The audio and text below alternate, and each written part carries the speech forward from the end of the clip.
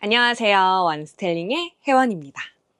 여러분, 제가 올해 정말 꾸준히 영상을 올리려고 노력하고 있는데요.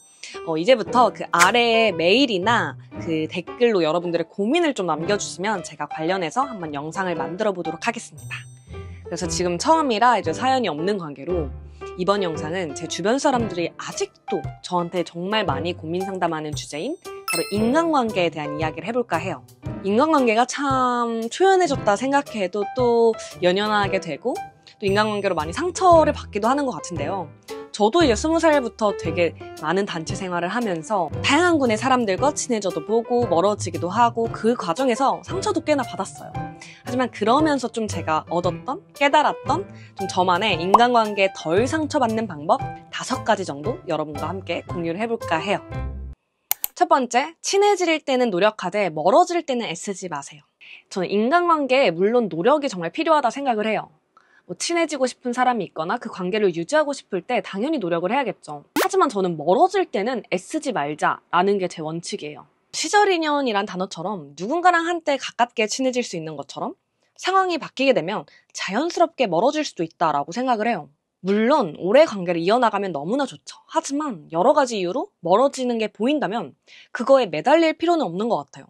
또 그 다른 인연이 그 자리를 채워주기도 하거든요. 그래서 저는 이걸 깨닫고 어떻게 늘 생각을 하냐면 내 옆에 있는 사람이 또 언제 멀어질 수 있는 그런 관계이기 때문에 지금 옆에 있는 사람에게 내가 후회 없이 마음을 주려고 노력하고 그리고 멀어질 때는 그냥 쿨하게 보내주려고 합니다. 두 번째, 나를 미워하는 사람과는 거리를 두고 내가 미워하는 사람은 불쌍하다라고 생각을 하세요. 예전에 저는요, 저를 미워하는 사람에게 오기가 생겨서 저를 더 좋아하게끔 만들고 싶었어요. 근데 제 감정만 더 상하게 되더라고요. 오히려 누군가가 나를 미워한다라는 사실이 느껴지잖아요. 그러면 내가 잘못한 게 없는 이상은 그 사람과 최대한 거리를 둬요. 대신 그 사람 주변 사람들과 친해지거나 주변 사람들에게 좋은 평판을 받으면 나를 미워했던 사람이 저절로 다가오는 경우가 있더라고요. 그리고 나도 누군가를 미워할 수 있잖아요. 그럴 때 저는 그 사람이 속으로 너무나 불쌍한 사람이라고 생각을 해요. 물론 속으로. 이건 저희 엄마가 저한테 예전부터 말씀해주신 팁이었는데 사람을 가엽게 여기면 더 이상 미워지지가 않는데요.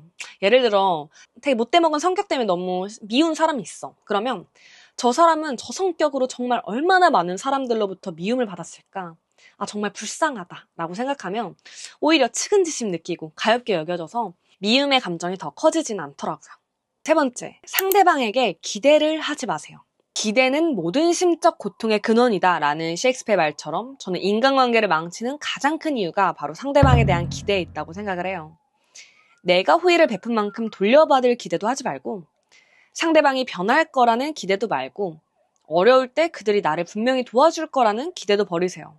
그렇게 되면 오히려 내 입장에서 이해되지 않는 상대방의 행동을 그냥 그러려니 하고 그리고 또 인생에서 기대했기 때문에 실망한 관계도 많지만 기대하지 않았기 때문에 감사한 관계도 많을 수 있거든요. 네 번째, 절대 착한 사람이 되려고 노력하지 마세요. 저는 개인적으로 착하단 말을 듣는 것도 별로 안 좋아하고 굳이 상대방한테 칭찬으로 착하단 말을 하지도 않는데요.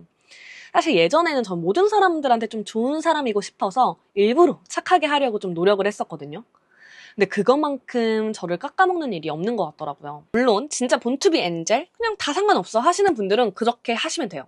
근데 내가 분명히 불편하고 기분 나쁜 순간이 있음에도 상대방에게 착하고 싶어서 다 수용하는 일은 정말 내가 나를 만만한 사람으로 만들고 있는 거더라고요.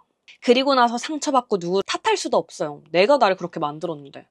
그래서 저는 이때 2가지 순간을 기억하는데 첫 번째, 분명히 상대방 언행으로 내가 기분 나쁘고 언짢은 순간이 올 때, 그리고 두 번째, 내가 확실히 거절해야 하는 순간이 올 때, 이 2가지는 칼같이 내 감정을 표현하는 것을 연습하셨으면 좋겠어요. 당연히 처음에는 싫은 소리가 쉽지 않은데 그거를 연습하다 보면 나중에는 이렇게 표현을 확실히 할 수 있더라고요.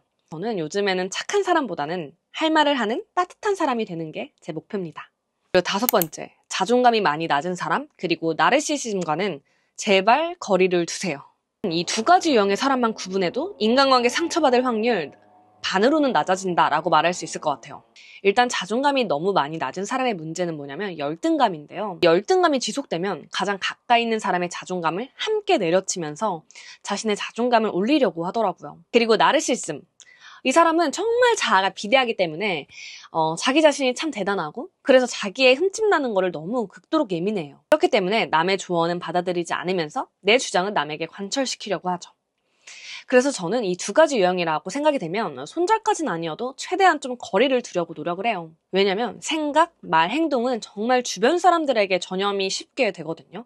그래서 내 주변 환경이 나한테 중요한 거고 때문에 나를 지키기 위해서는 나에게 나쁜 감정 주고 나에게 부정적 영향이 주는 걸 뭔지를 잘 구분하고 파악하고 거리를 두는 것이 꼭 필요하다고 생각을 합니다. 지금까지 인간관계에 덜 상처받는 방법을 여러분들과 나눠봤는데요. 물론 이건 다 개인차가 있겠지만 저는 이 영상을 통해 전하고 싶은 건 이건 것 같아요. 물론 인간관계를 이제 맺고 시작하는 것도 굉장히 중요하거든요.